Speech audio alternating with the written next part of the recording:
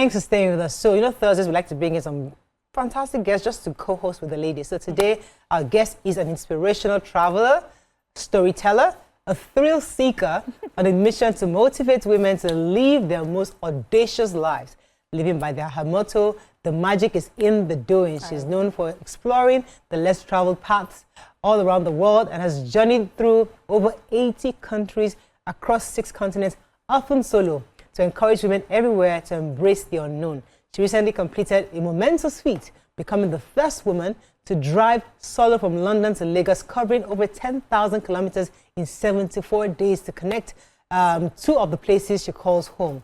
This groundbreaking journey led to her appointment as the ambassador of tourism for Lagos State. Welcome with us, Pelumi Nubi in the building. What an intro. Thank you so much. Doing? First of all, you look amazing. Thank Your you. skin is popping, you're glowing, you're just, I'm blushing. everything is just popping. I love the pink on you, you know? Thank you so much. So good to I have love you. the hair. Thank Yeah. you. It's easy. So we'll come back to know what you're doing and what you're working on. But first, we want you to enter this gist with us. There's this interesting conversation. The whole of Nigeria was talking about the biggest wedding. Well, not the biggest, because there's another one that was really big in Anambra. We'll also talk about that one. One of the most talked about societal weddings in Nigeria in recent times is the one involving actress Iyabo Ojo's daughter Priscilla and her husband, Tanzanian singer Juma Jokes, Mkambala. It's had all the glitz, the glamour, pop, and pageantry. Before we touch later on the paparazzi, we want to discuss one element of the wedding, which is the intercultural coming together of both families. This factor has either prevented or stopped many other relationships from coming to fruition. Today on the show, we're going to be discussing what is that thing that stops or prevents people from allowing their loved ones to marry from different countries and different tribes. That's our conversation. You can join the conversation on 020-1635-2013, 090-241-63440. You can also send us tweets on X and also on YouTube. We're happy to hear your thoughts. So, one of the reasons why this was important, we'll talk about the glitz, the glamour, the drama for the fantastic event. But let's talk about intercultural weddings, because I know of a family.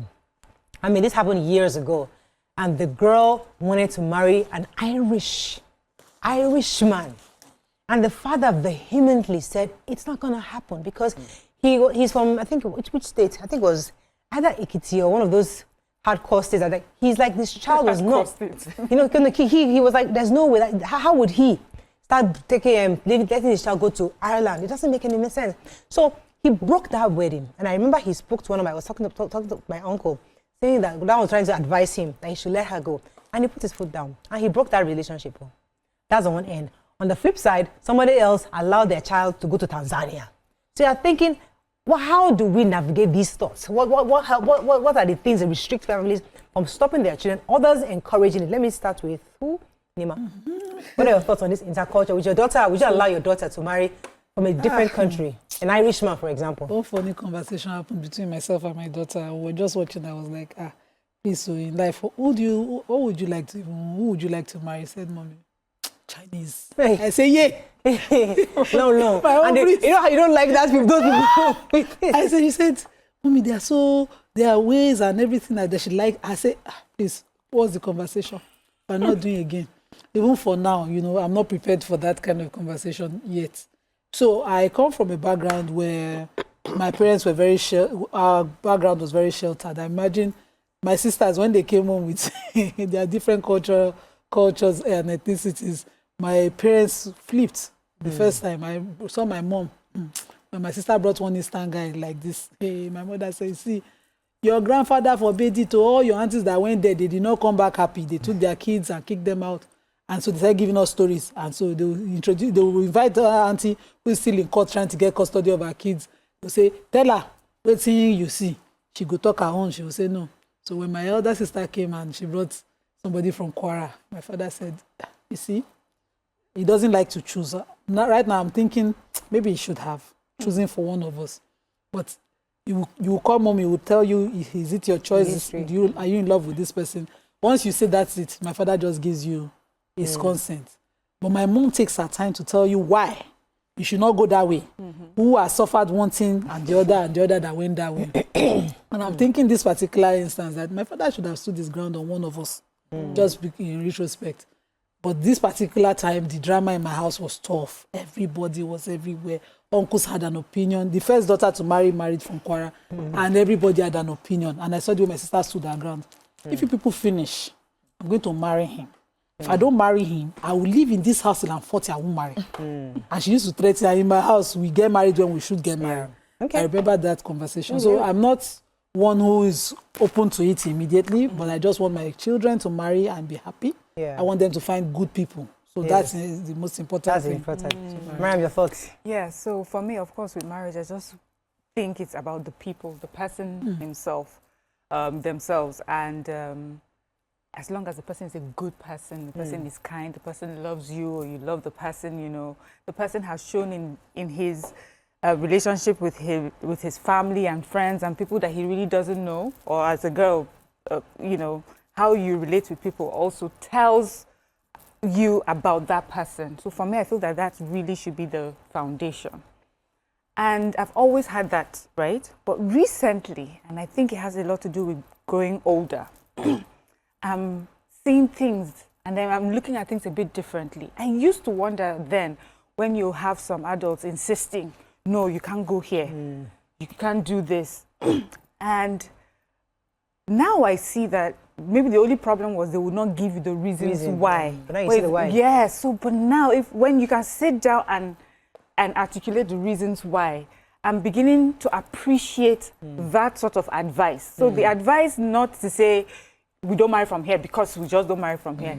These are the things that have happened. You know, recently I saw something that happened to somebody and it was almost like a replica of what happened to her mother or a replica of what happened to the cousin, coming from a particular, getting married to a particular family, a particular background, particular culture. And I'm like, oh, so that's why when you come home and say you want to be with someone, they insist you cannot be with this person. Or if you have some families that there's some things, you know, I was having a conversation with my husband recently and we're like, oh, if your daughter comes home and she's marrying this person, we mentioned a particular person. It's like, this person is known in our country not to be an honest person.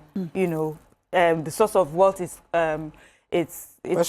questionable. I would never, there's no amount of money that will allow me, that will make me give my daughter out to this person.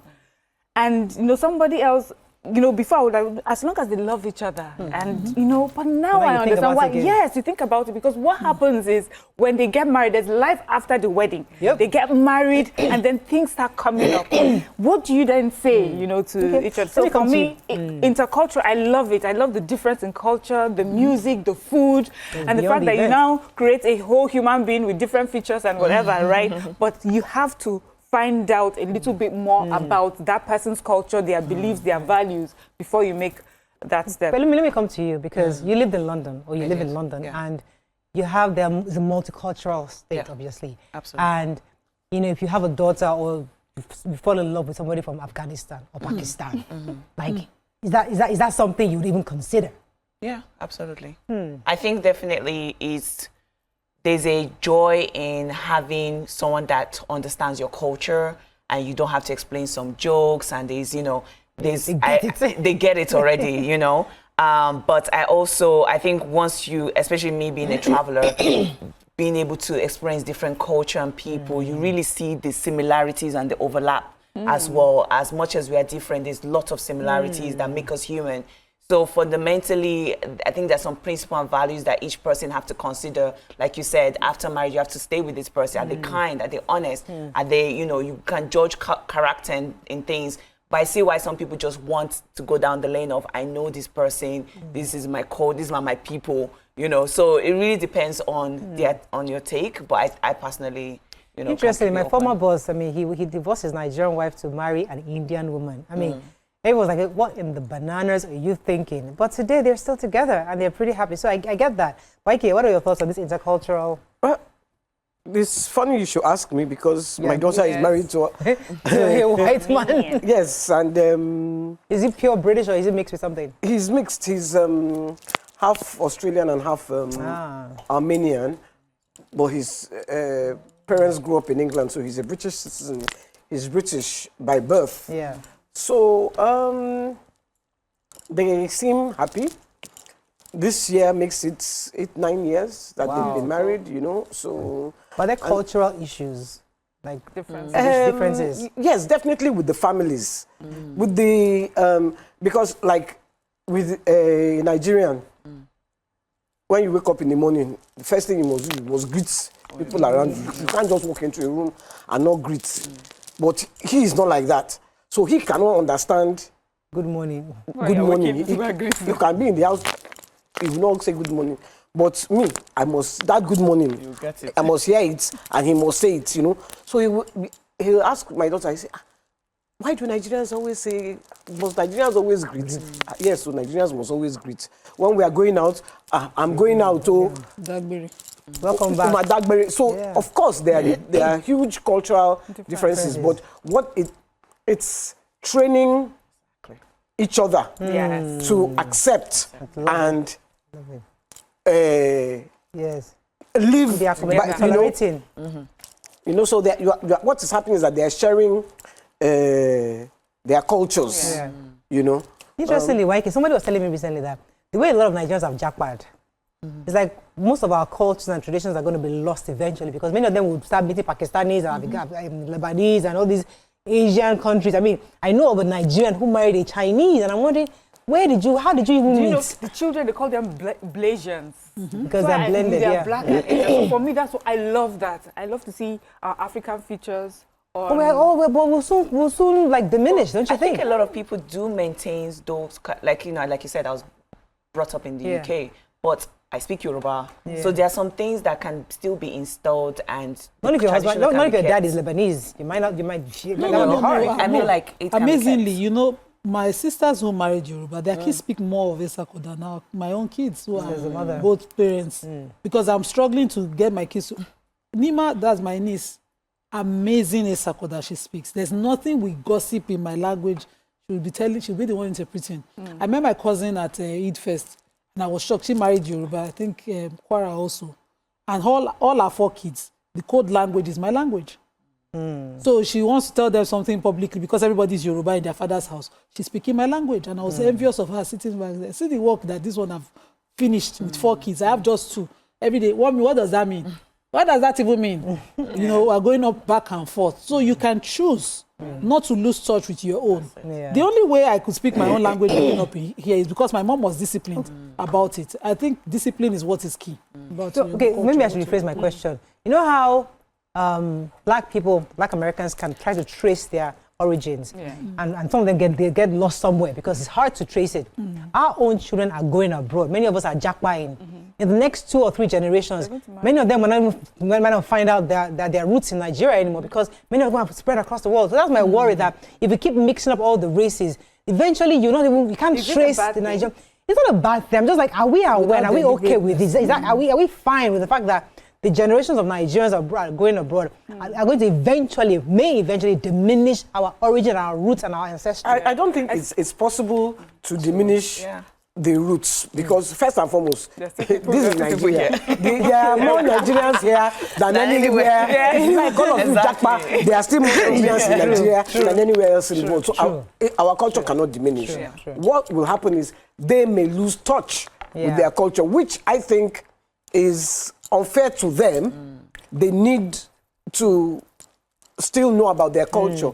I also think it's important, if you're Nigerian and you have children abroad, to bring them bring them home. I have a sister whose children I've never never been to Nigeria. What? And I keep saying, why are your children, one is in university now, they have never been to the shores of Nigeria. I mean, it's not good though.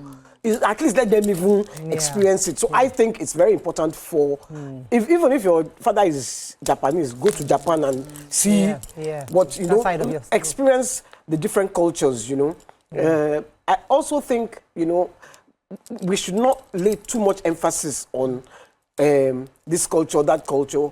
While we should retain our own, I think we should be accepting of other cultures. It's important because it's one people, one world. Yeah. We're all, there's no white race or black race. It's the human race. Gotcha. So Let me let That's you. a good Yeah, one. Mariam. Yes. Okay, so I just want to say, you know, for me, I think it's beautiful, really. And as long as the human beings themselves are good people, then we're fine. It's beautiful. And I keep saying, I'll go back to just seeing, anytime I see all these Black Asians especially, like you're Black and you're speaking Japanese, or, you know, and you have these features, I just think it's the most beautiful. So you're creating beautiful human beings all, you know, but there's a part of it that we need to talk about, the negative part. And I saw that play out with the, what's her name? Was it Chidima? Chidima from South Africa? Yes. You remember the girl? Yeah. Her father is Nigerian, her mother is South African.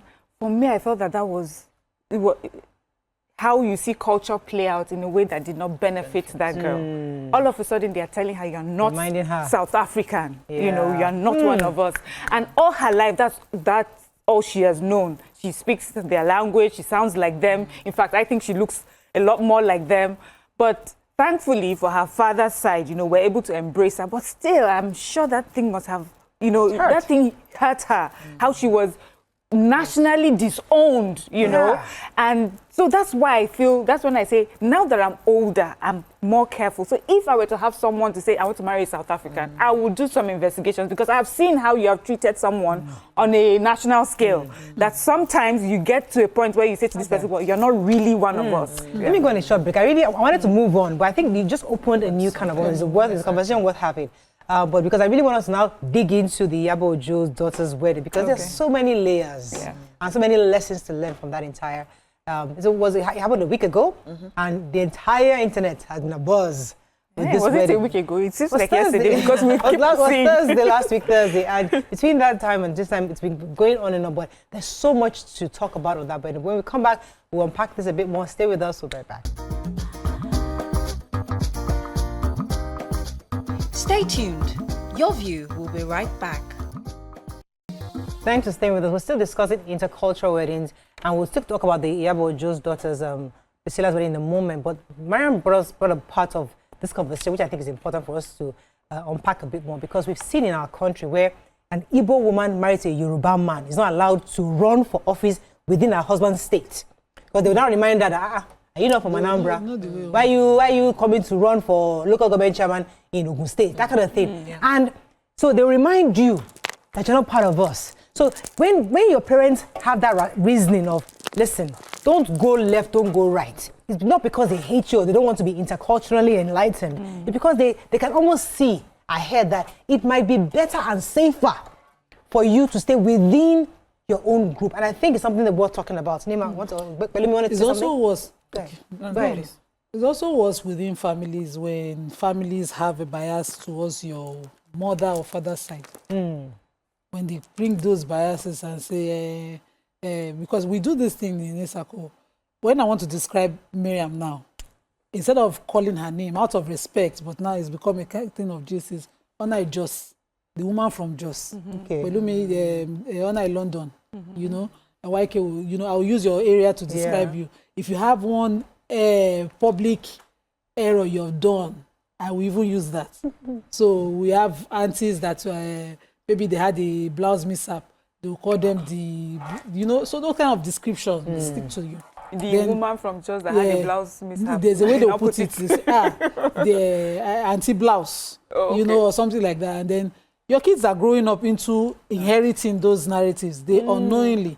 Then you now have one toxic individual in the family who cannot stop, who will now use that to describe their mother and eventually the kids. So I think it blocks these acceptances from really, really being wholesome. And families must definitely work deliberately against it. If you want to see it change, if you must see it change, you have to deliberately work against it and stop it. So it's okay when we talk about, you know, extends to people outside your family, but what I can't wrap my head around is why I would look at my cousin, who's supposed to be like, you know, in our own culture, there's no word called cousin. Yes. Your sister, they are your brothers and your sisters. I'm still teaching my kids that these are not your uncles. You know, I was talking about my nephew and they call him Uncle David. I said, David is not your uncle. He's your brother. He's my nephew. You understand? He's my husband's sister's son. And my children, because he's far older, do the mistake of uncling everybody. They are not your uncles, they are your cousins. So they are your brothers. Say, brother this, brother that, it's better that way. And so even in our culture where cousins are not a word, everybody is a brother and a sister, depending where you're from. There's a way we do this things. Now, my great-grandma, all her descendants are my brothers and sisters. And when we want to now describe that following, they'll say the children of Salah. Do you understand? The children of so. So that's your tribe. And then you come into that tribe and somebody creates this kind of biases about where one mother is from. Well, you know? Mike, let me pause you for a second. I have a Beauty on the phone. Good morning, Beauty. You're live from London. Good morning. Good morning. Go ahead, please. Well, I just want to, add to the topic for today. Talking about intercultural marriage, there is nothing wrong with that. And you all have actually pointed out some important things. As long as that person loves, embraces your culture, respects your culture. Because for me, I'm an Igbo lady, but I'm married to a Yoruba man. Okay. And by God's grace, I've been married for 18 years. Okay. Now, the thing is, when he proposed to get married to me, and I told my elder brother, because my elder brother would have married a Yoruba lady from Lagos, but being the first daughter, they refused the marriage, that she can't marry outside Lagos. So when the Yoruba man was coming to my hand in marriage, my elder brother was like, you can never, you will not. And I said, brother, is it because of this? That if I'm not marrying him, if I go for my NYC, people will not see me again. So, but I give God all the glory that today we are gloriously married.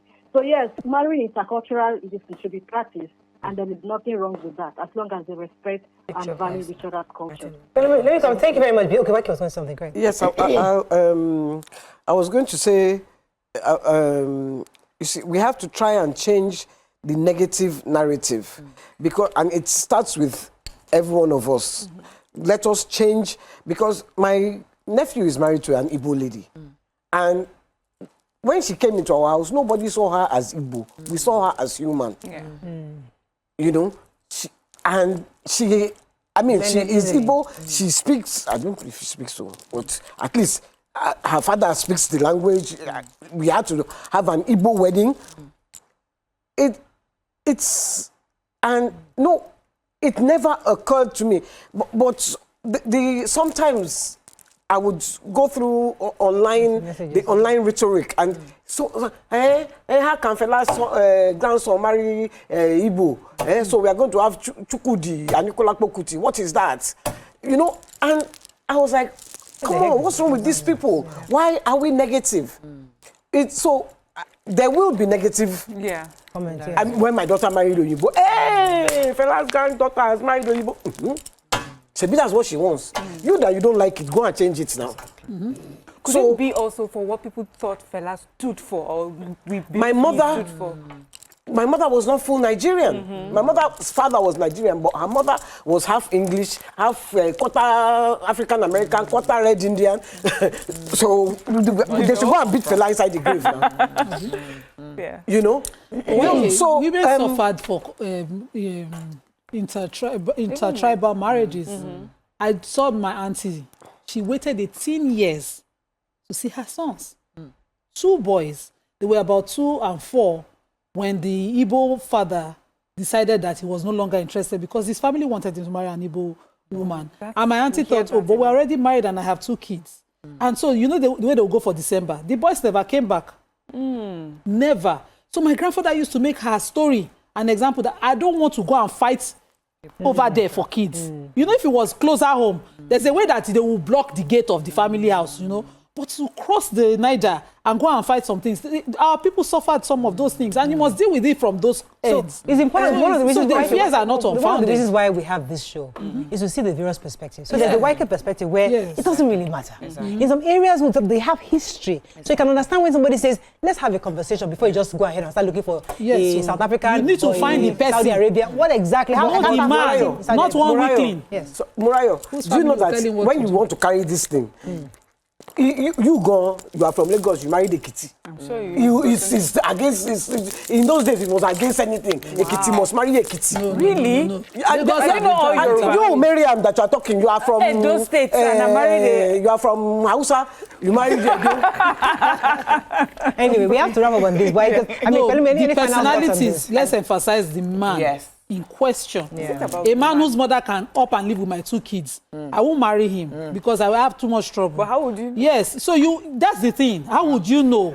Because our fathers couldn't know, so they couldn't do anything. They Nowadays, me, I'll just go and find the IG to find a way to help let me me find out with what's my on this kids, house. you know? Honestly, I think it comes down to there are two sides of these Yeah. stories. There's the positive and the negative. Yeah. The negative should not be neglected. People should know the risks they're getting into Yeah. and all of that, and have the awareness and understanding. And if they then go proceed, I think the major thing is respect in kind of like both parties Yeah. respect each other, the willingness to also learn the culture. I think Exactly. you mentioned that, you know, these are how things are done. The individual is willing to, you know, Right. immerse themselves and migrate into Yeah. it. And I think there'll be, you know, Let me take Latifa, our final call on this segment. Thanks for calling, Latifa.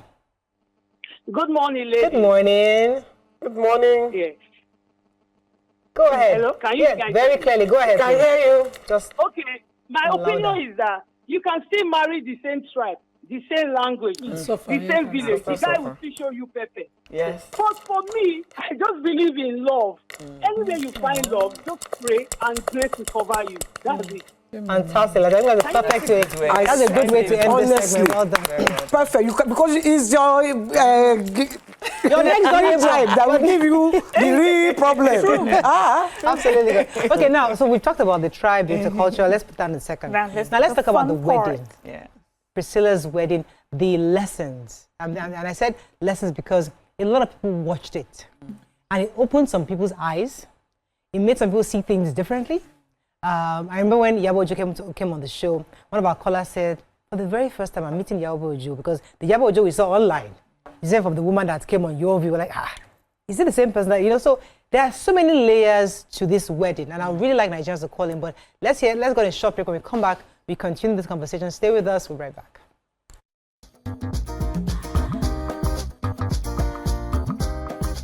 Stay tuned. Your view will be right back. Thanks for staying with us. I'm told we have a caller. Hello from, I think it's from Wata. Good morning. Adeomi, go ahead. You're live, please. Good morning, Morayo. Good morning, it sir. has been a very long time. Ladies, I greet you. Good morning. God bless you. Good morning. It's a wonderful program. I love you all. Thank you. Yeah.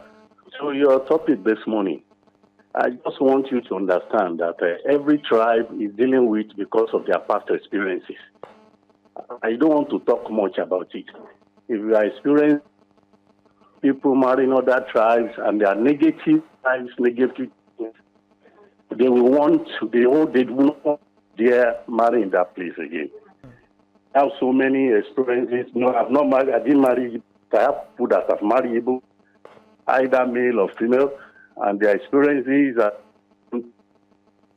so is other tribes again. But one thing I just want to know is I want to, about individual, is about family. It's not about tribe. If we can love ourselves, just as some of you have said, I think it can thrive it. But because of experiences, and it is more in some tribe, when you marry ours, you take them away totally. Even their children become your children. Access to them, you take them to your place and you claim them. Peradventure, the woman dies and you take everything. So it's like that. And so those are the fear of some tribe that they don't want to marry other tribe again. So if you have experienced it, Morayo, you will not want to do it. In fact, you will not want your daughter or your son to marry from that tribe. So, As I said, thank you. So that's what your view is about. We hear different perspectives on different issues. So thank you for sharing your own views.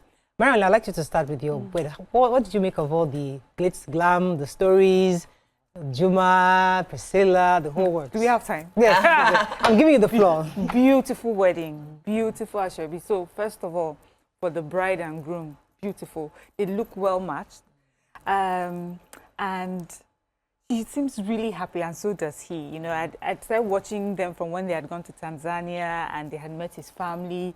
They seemed to welcome them.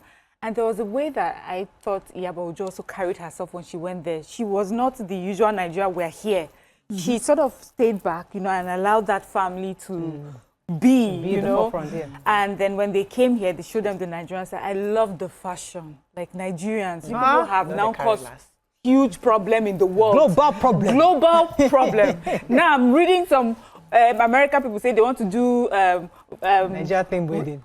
is it vow renewal, but they want to do it Nigerian way. Like, how? Where are you going to, you know? So it was just so beautiful. The story, I thought, you know, I love it. They said they met in 8 months and they got married. They met and then in 8 months they were married. And the mom says he had to keep asking questions about him because he's not, you know, he's not from here. She had never heard of him. And then to just find, especially also that he's a well-known musician, also made her a bit, you know, concerned. You know, for some other people, would be like, oh, she's going into this life of no, but maybe because she herself is also a famous person in Nigeria. So she was now a bit concerned. There were stories about him in the blog, so she had to ask questions about him. And apparently it seems like she got the sort of answers that she wanted for her child. Let me take this call from Lizzie and I'll come to Pelumi. Lizzie, are you there? Thanks for calling. Yes, good morning. Good morning. Good morning to everyone in the house. Good morning. Good morning, yeah. Okay. I have a little opinion that I really need to share along with you. Yeah. Okay, now I really want to commend Yaba Ojo. I want to commend her because I remember the last time she came to your studio, you know, in the interview, and she made mention of her separating from her husband and, you know, allowing her husband to come, having access to the children. It's a good thing. It's a good thing. And with the wedding, oh my God, I commend her. Since her marriage and the man, I can see even in the wedding, I went through the social media and the platform that they were, and I was able to see lots of love, unity, even the father dancing along with the daughter. It's a good thing. Thank you very much, Lizzie. Yeah, it's a good thing. Even if you marry from your own village, you can have problems. Intermarriage should be a thing that we should encourage our young ones. Fantastic. Thank you so much, Lizzie. But let me come to you. What are your thoughts on the wedding? Did you watch it online? Yeah, it was stunning. I don't think anyone could have missed it. It was colorful, it was vibrant. And I think you could tell the love. They had so much love for each other, the couple. And even more, the incorporation of the culture. Yeah. You know, it wasn't just embracing one. I think even down to the detail of Ashoke, she had like the Tanzanian prints on it, and he did, you know, just really showing that we are merging together our culture, our vibe, our values.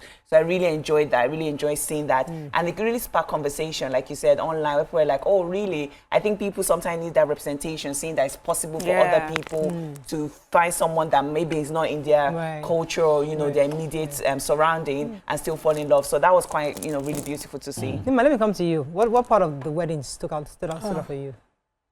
Forgiveness.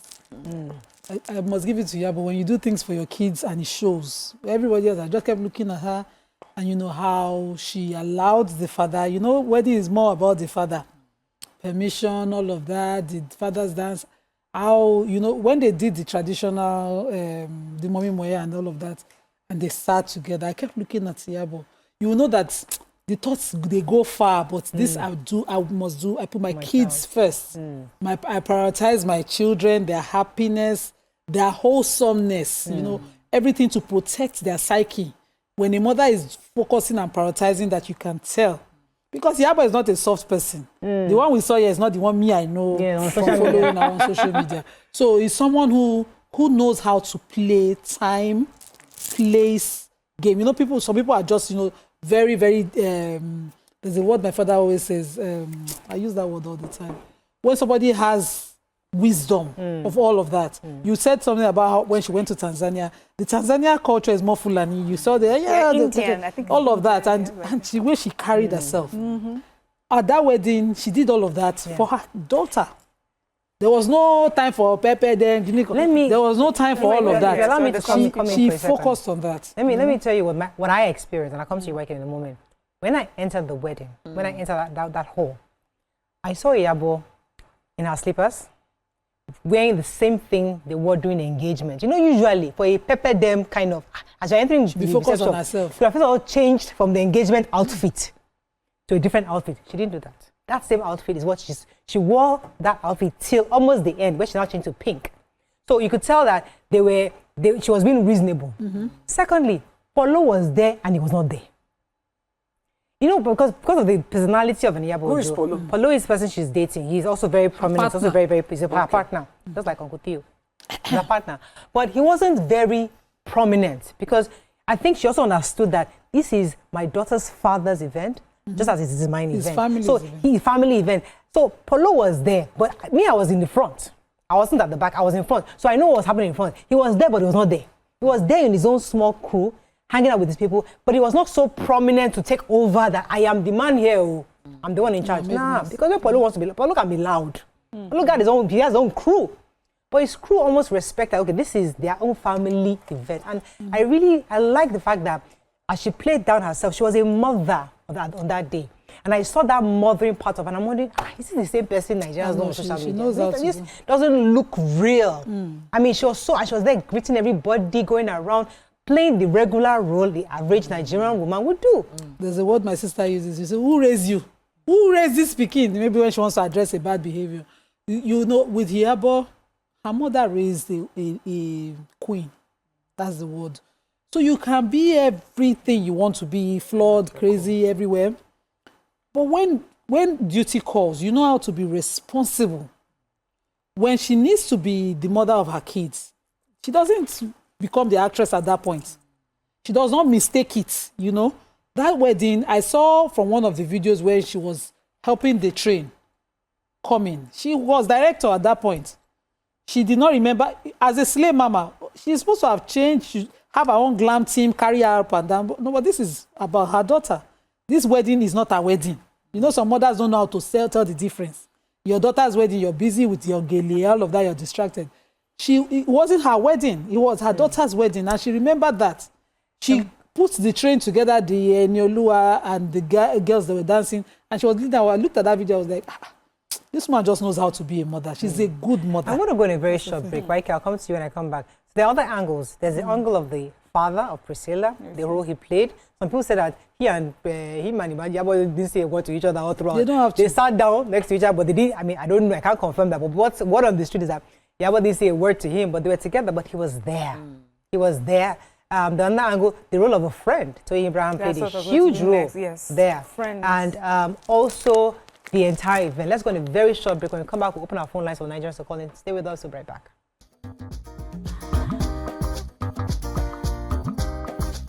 Stay tuned. Your View will be right back. Thanks for staying with us. Somebody just sent me a message. I'd like to read it. Murayo, Iyabo Ojo has received the answered prayers to what a lot of mothers are going to church and mosque for. A woman who is a single mother, who has been divorced and is probably not as religious as many of them who go to church and mosques to pray. What would you say about this? I don't understand. True, I agree. So, you know, Iyabo is somebody, when you take the story of the gist on the blogs, he's a flawed person. You see videos of her vaping, you've seen videos of her drinking, she's, you know, so she's not the holiest of holy. And we, that our mothers are holy, they are on the mountains. They are kabashing and casting that we find happiness in a home, we find the kind of right, marry right, you marry early, you know, and all of this. But I think with honest, sincere prayers in your flawedness, you know, one of the things that God loves is about you coming before him helpless, without options. You know, somebody like her, when she prays, she's actually begging God that, well, I don't have anything, I'm relying on, it's only you. But we'll be counting to God and say, you know, I was on mountain 9. This is my 9th mountain. I have to give my child this thing. I was on Kinikon. She does not, and I think that the sincerity in her, when she says, I just love children around me, I accept my friends, my children's friends. When she says she loves something, she's honestly, sincerely just, you know, doing it. Because there's a way God rewards that sincerity in her prayers. So what this person is saying, that all of you people that are in one way toxic, but thinking, no, because you're holier than thou, you're the best of them all. And I don't want us to compare people who are religiously, because that someone is religious does not mean it's coming from a bad place. Some people are honestly religious and honestly doing how they were taught to do. You go, you pray, and then sometimes it may not reflect in maybe how your children turn out. And I don't want this to be like a comparison or competition. We thank God for her, you know. And this is a woman that has had her challenges as well, you know. Maybe what she was going through those challenges, you on the other hand, you didn't even see half of what she's gone through. And God finds different ways to bless us. And I pray that this wedding, you know, becomes a great marriage, because there's wedding and then there's marriage. And then we pray for that marriage. There's some people, they may not have had the biggest of most fabulous weddings, but then the marriage is beautiful. So everybody has whatever it is that, you know, God has blessed them, but it's not a time to pick people. Yes. Okay, let me take Yakub and come to you, Pelumi. Yakub, thanks for calling. You're live. Please give me like 2 minutes. Go ahead. Yeah. I'm going some volume. Yakub, it's not very clear. I'm not sure if it's yours or not. Hello. Yes. Go ahead. Can you hear me now? Yes, somewhat. Can you hear me? It's muffled, but go ahead. Maybe to pick up. Okay. Now, can you hear me now? Yes, go ahead, please. Thank you so much.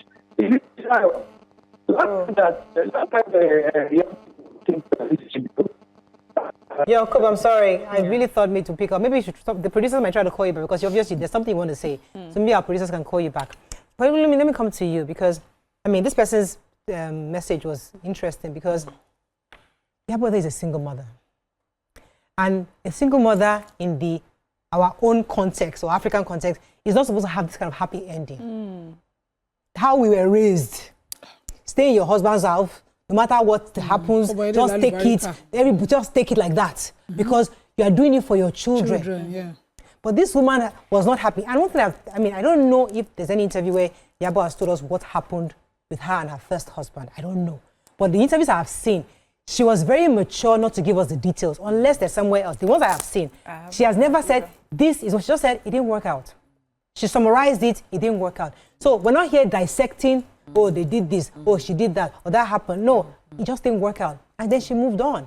So in seeing it, because I am not one to advocate for, leave your marriage or something. But when you see a woman who made that kind of decision and then there's a happy ending, you're thinking, how does it connect? What do you think, Pelumi? I think lots of times life don't make sense, you know. I think even the Bible says, because Jesus says, you know, if you're the one without sin, cast the first stone. We're all imperfect. We all have our flaws. We all make our mistakes. I think how things work out is a mixture of everything and God's blessings. So I think just not pitting one against other and really just knowing that, look, life is very interesting and it plans out the way it wants to pan out. Life is a mystery. It's a mystery. And we cannot say, it's because of our works, it's because of our actions, because of our faith. If we're talking about, if we're bringing faith, it's like God is not by us being good. That's why God is good. God is always good. Yeah. So we shouldn't be like, because we're romantic for that's why we're getting the blessing. No, it doesn't work like that. So I think if it comes down to how things work out, we cannot really begin always because of this. That's why this person is receiving this. Let me take Yakub. I'm coming to you now. Yakub, thanks for calling. You're live. Yeah, thank you very much. Yes. As I was saying earlier, last time that the Yabo came to this studio, she made mention of allowing the children to have access to their father. Well, you can see that wedding, you see that play out very well. And then for me, I don't know who wrote the script for Yabo Ojo because it looked like a film to me, to be sincere. And then it will take a long time to see another wedding that's going to beat this very particular wedding. It will take a long time. I don't know how she did it, but Morayo, let's come to think of it. I think some single mother, as you rightly said, they need to study what she did right. I repeat, they need to study what she did right because it takes a very intelligent woman to make sure that, as you rightly call it, I don't know what you mean by palo and all that. The person that she was dating now, and then the husband, the former husband, they were there, and there was fracas. Then I learned that Yabo Ojo even present award to some his colleagues, to some her colleagues rather.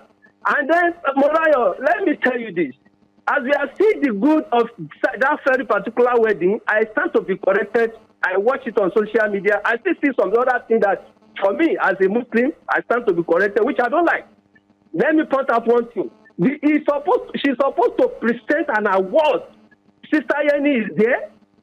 she will understand what I'm about to say now. She's supposed to present an award to the best dresser of that day. The person that put on a very good dressing on that very particular day. And then someone came to my mind, which is Midway Martins. Even including you, Mariah, because I saw you on social media. Please don't put me out. So, okay, what are your thoughts on the dressing, the whole works? Yeah. Well, me, I missed the wedding. I didn't even know it was happening. But from everything you've said, it seemed like a glamorous event. I saw 1 or 2 videos of you because I have a friend in America who called me. But you know the time difference. Okay. She was like, are you watching? I said, I don't even know about it. She says, I've seen Mariah. Mariah is there. I said, eh. So she sent me a couple of videos. It looked stunning. Yeah. I'm happy for her. I'm happy for her daughter. It's amazing that you're talking about it. And let me come. I wanted to talk about dresses. Let's talk about fashion. Let's talk about our fashion designers. Our designers don't make mistakes with their cleavage and bodies and all of that. But when they do some people's own, everything, I don't know, the people whose cups were not holding their breasts and that. Everything was just everywhere.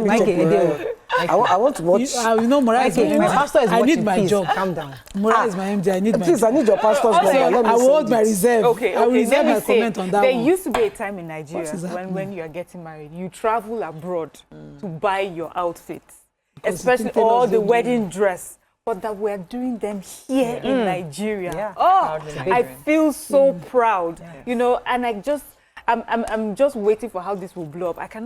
I'm waiting for the Nigerian Fashion Week, sort of thing. When we now start attracting people, all the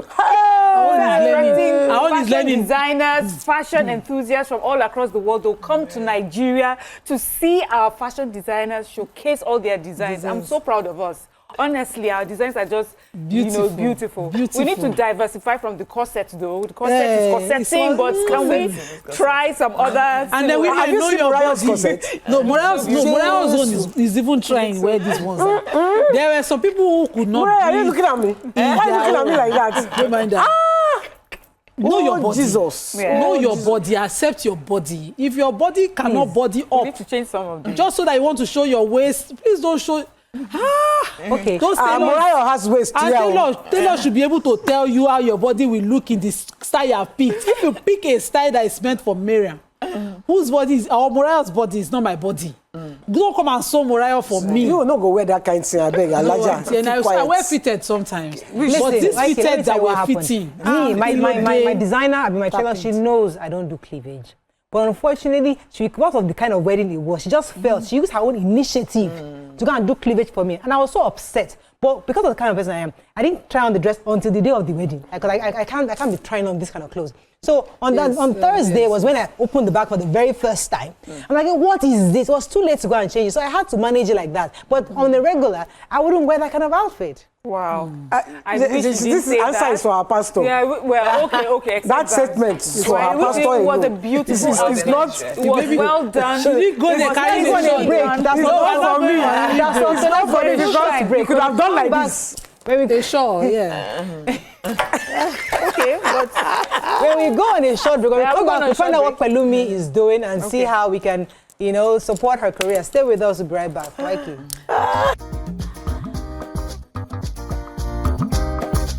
Stay tuned.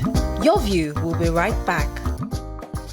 Thanks for staying with us. Yeah. Right, so we're wrapping up on this Ijabo Ojo story. Comments? Yeah, so Adi here says, so apparently there's supposed to be a pandemic of nudity in the Nigerian fashion. This person says that his own is that the nudity in our dressing now is a concern for some of us. So, is there a nudity issue in the way we dress in Nigeria right now? We don't worry again that we take. Weddings are for families, so you can go with a small child. But right now in Nigerian weddings, I would advise, if you think it's a celebrity event, please don't go with your child. Because cleavages are not supposed to be normal for our kids. It used to be what we teach them to be covered, their privacy. And we show them off now. Some people deliberately cut clothes so short. You'll be wondering how they sit down. Your child is at their level of legs. So I don't understand it. I can't wrap my head around it. But we need to regulate ourselves. Our culture, that's why Midway Martins would have been the best dressed. Okay, I didn't see her. So she just came in a Iro and Buba. Yoruba woman. Okay. Agele was on point. Airo and Buba was on point. Our wrapper was all the length of the full wrapper. A proper Yoruba woman. That's how we do weddings because weddings are also for families. You can't restrict kids. And one of the biggest parts of weddings is the spraying. A lot of people spraying dollars because you know Yoruba now. If you pray Nigerian money now, there will be a problem. There was spraying money. No. But Yabo had it controlled. There's a bag. Yeah, the bag was doing like this. They sprayed no money fell on They the sprayed floor. in bundles. Some people are like. These Nigerians, so where's the poverty that you talk about? I don't understand. Where's the poverty that we're talking about? Do you go to all these Owambe parties? People are spraying away. My brother, small shekane brother, did wedding. These are my small children. They were counting money. These are my kids. I took them out of the. They're telling me, Mommy, I have this amount of money. I'm wondering, they actually have that money with me. I saw they were spraying. Kubana's birthday. Obi Kubana's birthday. Oh, they were spraying serious money. Amaka was there. It was chest of monies. It was like a chest of money. And there's serious poverty in the Now you see it, now you don't. Now you see it, now you hear it. You don't understand. Okay, so I just wanted to ask, this wedding, do you rent the money for sure? Because you go to bank and ask for new meat, they won't give you money, they don't give you meat. So where did they get this money from? They know how to get so, Tom Ajibade says, I beg, leave Murayo alone. Okay. Yes, let me see. Sholama Jagodumi, Auntie Annie is correct. Murayo's cleavage was out. She doesn't wear such. I know. I was wondering how she wore that to the wedding. Anyway, I love her still. They still love you. Okay, Kwelumi, let's talk about you for a moment. You said you wanted comments now. No, let's you know about it, anti-YK. Yeah, that doesn't have True, I didn't know. But I saw you visited. So let me wrap up on this. What's really much. Banky's corner. I need to see Murayo's dressing. Oh, Father in heaven. Okay, we have to wrap up on this, but I would like a minute to just find out what question. So, in a nutshell, congratulations again to the entire family, to Yabo's ex-husband, to the children, and we wish them a fantastic marriage. Yes. The wedding is over. I mean, well, we're still going to Tanzania. Tanzania is still. We have one more. Are you Tanzania. going? I'm not going to Tanzania. But you go now. So how will we hear this? You watch it. Online. Did you hear this? It's not on social media. We watch it. Mother did not go and come. If I knew, maybe I would have watched it. I didn't know about it. I don't know what I was thinking. I should have asked. There's one more in Tanzania. After that one, then maybe it will die down. But for now, we're still one more. But we wish them the best. But let me come to you for a moment, please. So what are you working on? Tell us about. I mean, I know you've been doing quite a bit. Yes. But tell us what's next for you. So thank you again for having me. This has been a good conversation. After finishing my solo drive last year from London to Lagos, we're actually celebrating 1 year anniversary on Tuesday, next week Tuesday at John Randall's. Because I really feel this is an historical kind of like milestone that, still a record that is yet to be broken in terms of people being audacious. And that's the message really I wanted to put out there, that women can do it, travelers can do it. I've gone on to actually produce my own travel show. I feel like, we keep saying the African narrative is not correct or someone else is telling our story. It's time we take ownership of our narratives. So I've done 2 African countries, which is Gambia and Sierra Leone, in collaboration with a telecom company called Africell. So the goal is to be able to have all of the African countries documented in such a way. It's called 1 Week In. You can definitely check it out in the link in my bio on my social media platform.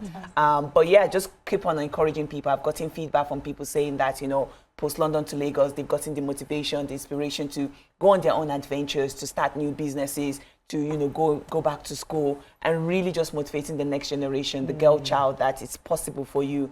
And representation is very important in those space.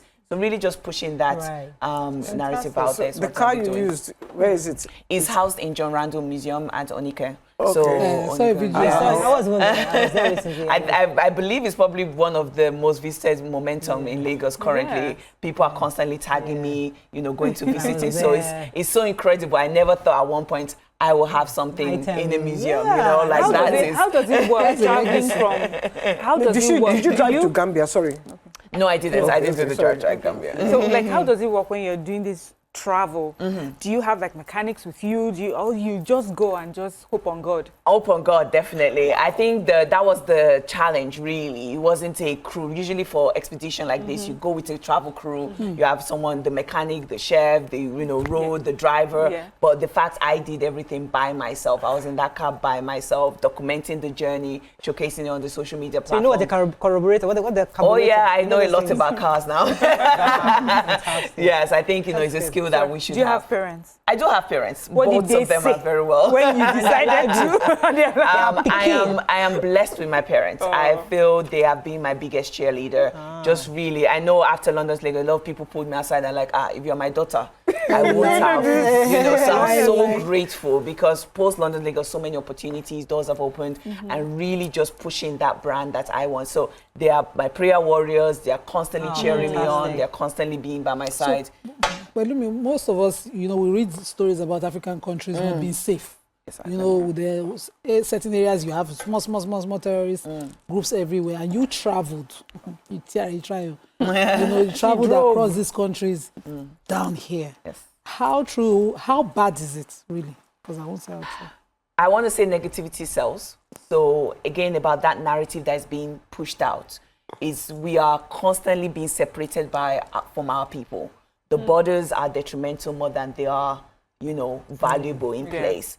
We are constantly being, they know that if we come together as a continent, we will be the greatest of a force to reckon with. Right. So there's constant, being pulled down. So I'm not saying there's no danger. That would be very wrong of me, like everywhere else in the world. And that's why research and everything is very important. But trust me, it's not as bad as media portrays it. It's the borders that the problem. The borders. When we come on Tuesday, what do we expect to see? What's happening? That's fantastic. That's a good news. So the Tuesday, please check out the link in my bio. It has all the detail. But what we start off is, as a Lagos State ambassador in terms of tourism, we're going to start with a bus tour. So we have a double-decker bus that will take us from a point and just showcase our because we have so much to offer in this beautiful city. And then the end point will be at John Randall. At John Randall Lumi, which is my car, she's been, kind of a revamp has been put on her. Okay. There'll be a ribbon cutting. We get to hear about London to Lagos. Lots of food, lot of drinks, and then we'll go into the museum itself, the Yoruba Culture Museum. So again, even me learning about my culture. So you get to see that the premiere of my travel show, you'll be one of the first people to see that travel show being premiered, and then more celebration along the way. So please do come. It's going to be a joyous one. Is it free? It is free, yes. And to top it all off, I just love your style, gotta your go. complexion. Thank You're you so much, black, Pelumi, beautiful, for coming. bright. It's a pleasure having you on the show. Thank you so much. That is Thank all you. we can take on today's show. Yes. Hope you like Passion play. See you Friday. tomorrow. Bye-bye. Thank you, everyone.